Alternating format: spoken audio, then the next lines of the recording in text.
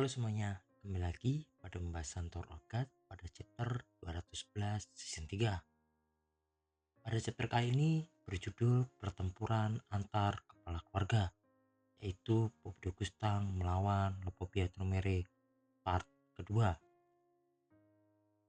Pada chapter sebelumnya di mana diperlihatkan Tromere ditampar oleh Gustang dan terpental cukup jauh hingga membentur tembok. Lalu Gustang pun ingin sekali meninju muka Tromere. Mungkin karena masker yang menghalangi muka Tromere, jadi tidak bisa melakukannya. Kemudian Tromere yang sudah sangat terlihat kesal kepada Gustang karena pukulan yang Tromere terima, lalu Tromere menjelaskan bahwa Gustang sudah membuat sebuah kesalahan karena berani memukulnya dengan keras. Lama dari situ, Tromere mengeluarkan salah satu anima kuno tepat berada di belakang Gustang. Anima tersebut seperti berbentuk lapang tetapi memiliki kepala yang berbentuk monster dengan kuku-kuku yang lancip. Akan tetapi Gustang dengan santai dan tenang akan kehadiran anima tersebut. Meskipun anima itu mengeluarkan aura Shinsui yang dahsyat. Gustang pun merasa sangat senang karena dapat menyulut emosi dari Tromere. Lalu Gustang pun mengeluarkan aura Shinsui yang berwarna oranye dan mengeluarkan sebuah pisau di tangannya yang cukup banyak. Pisau-pisau tersebut lalu mengarah pada anima tersebut dan mencapik-capiknya dengan sangat mudah hingga menjadi potongan-potongan kecil. Omere yang melihat animanya dicapik-capik dengan mudah oleh pisau Gustang lalu mengeluarkan sebuah anima yaitu Megalodon. Sepertinya namanya nggak asing ya. Kembali ke cerita, Omere memerintahkan Megalodon untuk mencapik-capik Gustang hingga mati. Dengan banyaknya Megalodon yang menyerang, Lursi dan Bellerir yang tepat berada di bawah pertarungan mereka menjadi sangat kacau dengan pertarungan antar kepala keluarga tersebut. Kemudian Gustang masih dengan mode santai kembali mengeluarkan sebuah pisau yang banyak untuk mencabik-cabik Megalodon. Lagi-lagi Megalodon berhasil dicabik menjadi potongan kecil oleh Gustang. Gustang pun sedikit merendahkan bahwa semua hewan yang Tromere bawa tidak ada artinya di hadapannya.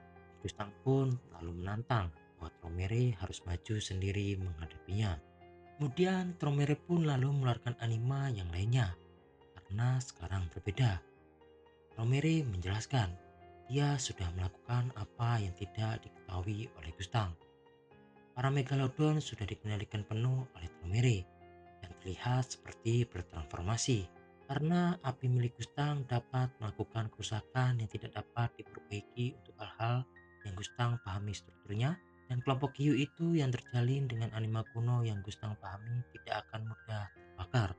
Lalu Gustang yang mendengar celotehan dari Tromere, Gustang pun merasa itu ucapan yang konyol karena sekarang Gustang tidak ingin memperumit dengan menghadapi satu persatu. Lalu diperlihatkan Gustang mengeluarkan sebuah pena miliknya.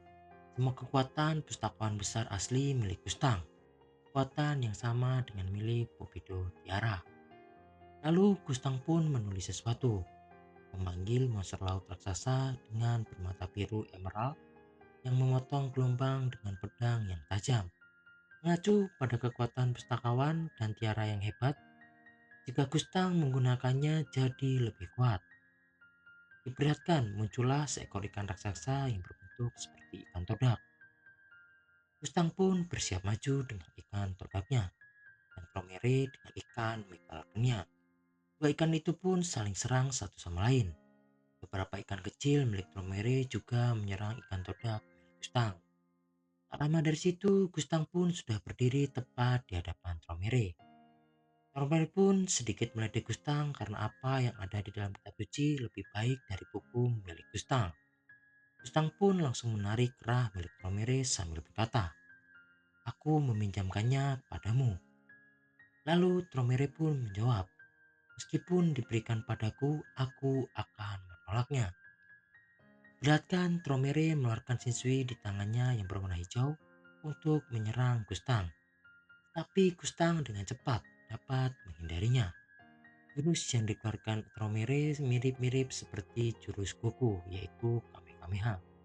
Balik ke cerita, Gustang pun mengerti karena terlalu banyak bagi Kikimori seperti Tomere, Gustang pun kembali menulis sesuatu, yaitu untuk merubah masker milik Tomere menjadi masker kucing untuk 10 detik.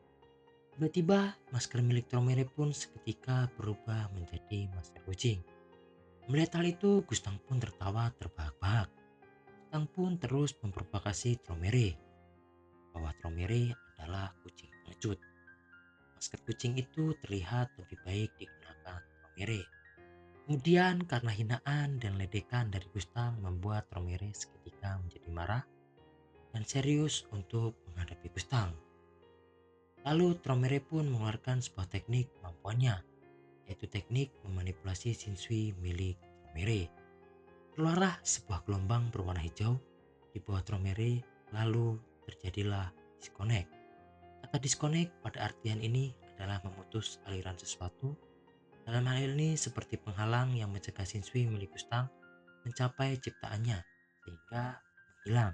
Jadi pada intinya, jika Gustang menulis sesuatu menggunakan penanya, hal apa yang Gustang tulis tidak akan terjadi. Melihat hal itu, Gustang sedikit terkejut dengan kekuatan teknik memanipulasi Shinsui milik Tomere.